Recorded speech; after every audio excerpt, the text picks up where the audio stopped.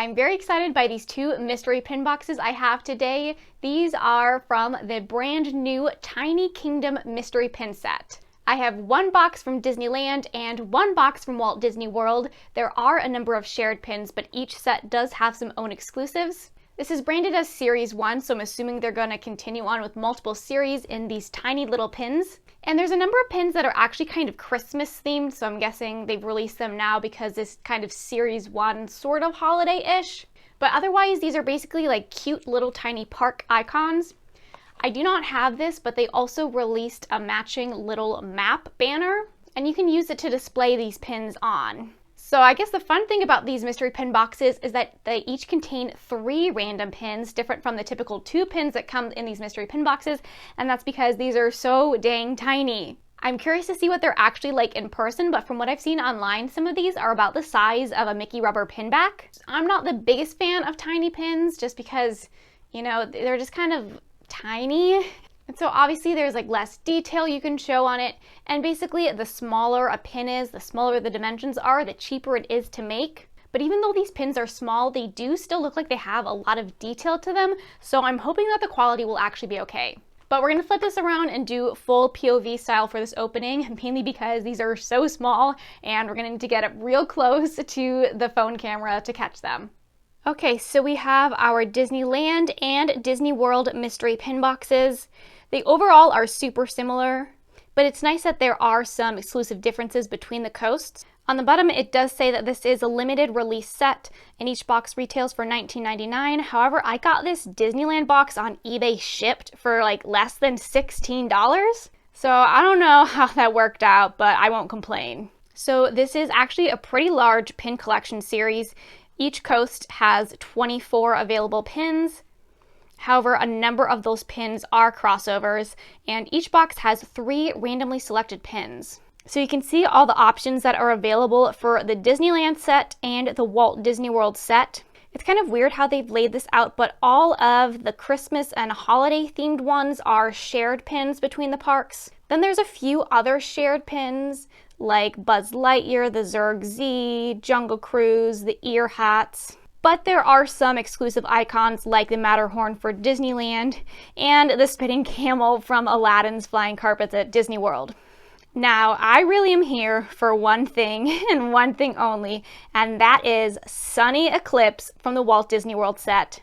I know people hate on Cosmic Ray Starlight Cafe. Sure, the food is not the greatest, but you don't go there for the food, you go there for Sonny Eclipse. I was so excited when I saw this set previewed and that Sonny Eclipse was an option, so that is the one that I'm really hoping to get.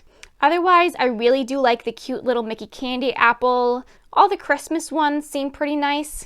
But let's start off with opening the Disneyland set because I'm less tied to or interested in those exclusives. So we'll see what we have in our first box.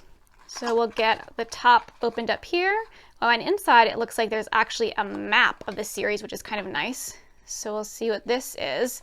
Probably be easier to see the pin designs on this because they're so tiny on the back of the box. So I really like when they include little things like this in the pin boxes. So this kind of gives a better view and guide at all of the Disneyland pin options. But then in our box, we should have 3 little blind bags to take out.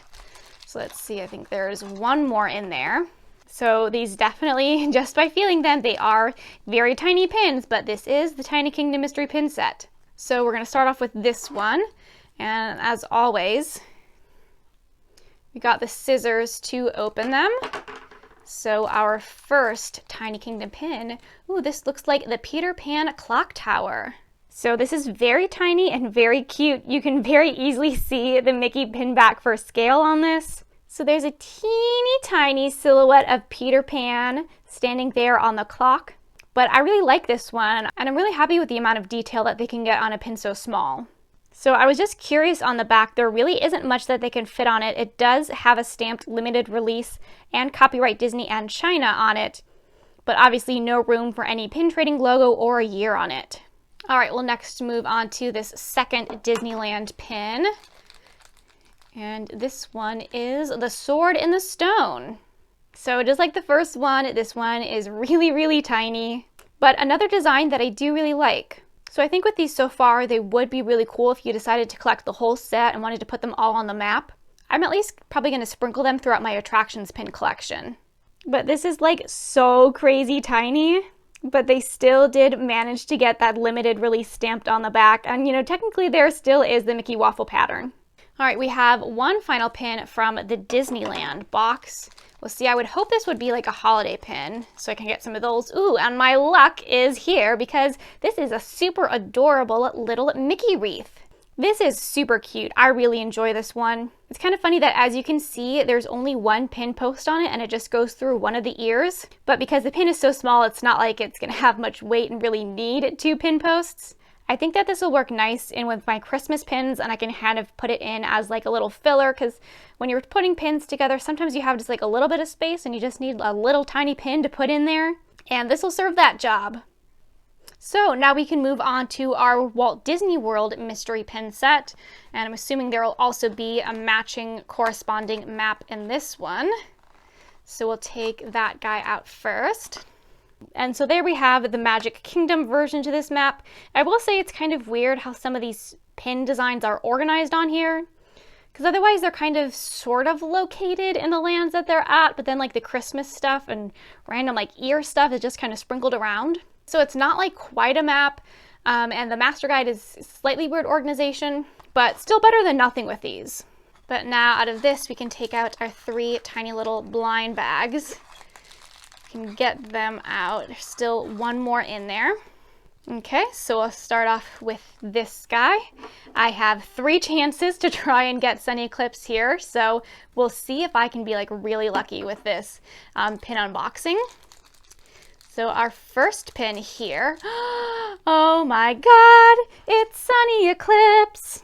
So this one is definitely tinier than I thought it would be, but I can't believe my luck. This is the one singular pin that I wanted from this collection. And because there's 24 different options per mystery box, I can't believe I lucked out and I got Sonny Eclipse. If you are not familiar with the musical stylings of Sonny Eclipse, I highly suggest looking them up. So just for a scale, Sonny Eclipse definitely is the smallest one so far. This is the wreath pin that I got in the Disneyland box, and this is Sonny Eclipse. And he's very tiny. Like, I wish they could make Sonny Eclipse just like a little bit bigger. But I'm so happy with my luck. So now anything in this last 2 is just going to be a bonus. I would hope to get the Mickey kind of Santa candy apple the most, but I at least just want to make sure I don't get the Christmas wreath that I got in the Disneyland set. And wow, okay, so we went from good luck to not good luck. Womp, womp, womp. What a bummer to get a duplicate. It's like you can only bring your luck so far. And you actually don't have super high chances of getting a duplicate with this set because there are so many pin options, but yeah, well, here we go. But at least if I was going to get a duplicate, I'm okay that it's this one. Because like I said, these can work as nice little interspersed accents on a Christmas pin board. All right, well, hopefully we can bring it back up a little bit with this last one. I think it would probably have to be something different. And this one, are you kidding me? Like, are you serious? What are the odds of this? It's like if I wanted to have enough luck to get Sonny Eclipse, I had to be cursed with the other 2 being doubles in the box. Well, if anybody would like to trade for the Sword in the Stone or a Mickey wreath pin, I do have extras available.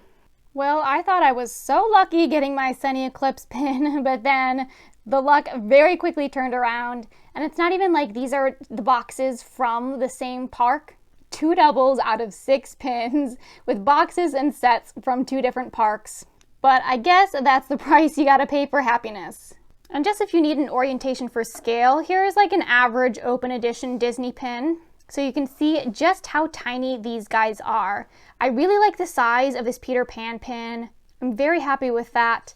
I do think Sonny Eclipse could be a little bit bigger, but I'd love to know what your thoughts are on these tiny pins. I know some people love to collect them. I'm really curious to see what else they do with this series. They did initially release an all black and white version of Tiny Kingdom pins at the D23 Expo. So that was the first introduction to these. I'm guessing they'll be sticking around for a while longer, but I guess we'll see how many series we get. But thanks for watching.